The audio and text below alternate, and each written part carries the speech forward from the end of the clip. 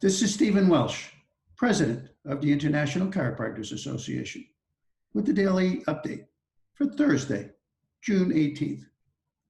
Today, we will continue our journey in search of the truth, and we will visit a time almost 100 years after Galileo, a time when the next major paradigm shift occurred. And the free thinker that turned the world on its head was none other than Isaac Newton. But before we do that, let's summarize a few of the takeaways from our journey back to the 15th and 16th century. 1, it is the free thinkers in society that think outside the box of conventional wisdom that enable society to progress. You know, the people who question their current belief system, a belief system built upon what they've been told to believe, and then explore the possibility that truth may not be what they currently think. 2, those that challenge the collective belief systems of society are not always received well by those who have a vested interest in maintaining the status quo. They either are intimidated into submission and kept quiet, as was Copernicus, or arrested and imprisoned, as was Galileo. And in the case of Bruno, well, we can see in an extreme case what happens when one defies the establishment. Now, granted, these were very high-profile cases, and they happened 400 or 500 years ago. But the common thread was the attempt to suppress the spread of new information in order to maintain that status quo. Now, in today's world, at least here in the US, we no longer ban the books and imprison the authors. We just take down the YouTube videos. It's called censorship. Well, anyway, let's get back to the history lesson. And oh, by the way, for the few who think I'm spending too much time discussing science and not enough time discussing philosophy, let me remind you that in their time, these pioneer scientists were actually called philosophers. And as natural philosophers, they studied the nature of the physical universe. In fact, the title of Newton's seminal work was Mathematical Principles of Natural Philosophy. You see, the concept of science didn't really take hold until about the 19th century. Well, anyway, it was Sir Isaac Newton who gave us the paradigm we live in today. Widely recognized as one of the most influential scientists of all time, it was he who formulated the laws of gravity, the laws of motion, and it was his mathematics that erased any remaining doubt about the solar system's heliocentricity.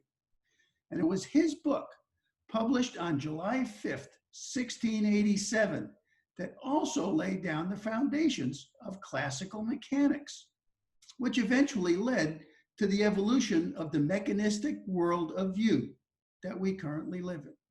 You see, mechanism is actually a philosophical perspective that holds that the phenomena can be adequately explained by certain principles. Just those principles, the mechanical ones, can explain everything. Well, that's the mechanistic worldview. And it gained favor with the revolutionary successes of Isaac Newton's, and it is the basis for the philosophy of Western scientific medicine. You know, the body is a machine. Well, what's the point? Well, if you trace back the roots of the current healthcare paradigm, that the body is a machine and that it can be fixed by adjusting the chemistry or replacing the parts, you realize that the foundational philosophies of that paradigm are firmly rooted in 17th century science. Well, what if that paradigm is not complete? What if that paradigm is as correct as the paradigm that the Earth as the stationary center of the universe was 500 years ago? What if most of what we have been taught to believe about the nature of reality is not quite correct? What if the real scientists, the ones without an agenda, that have discovered phenomena that calls into question much of what society continues to believe? Well, let's explore those questions.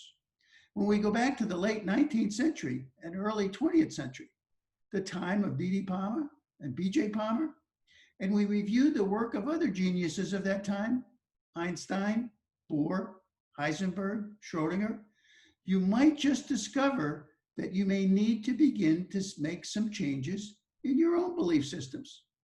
You see, the philosophy and the science and the art of chiropractic was not built upon the 17th century ideas.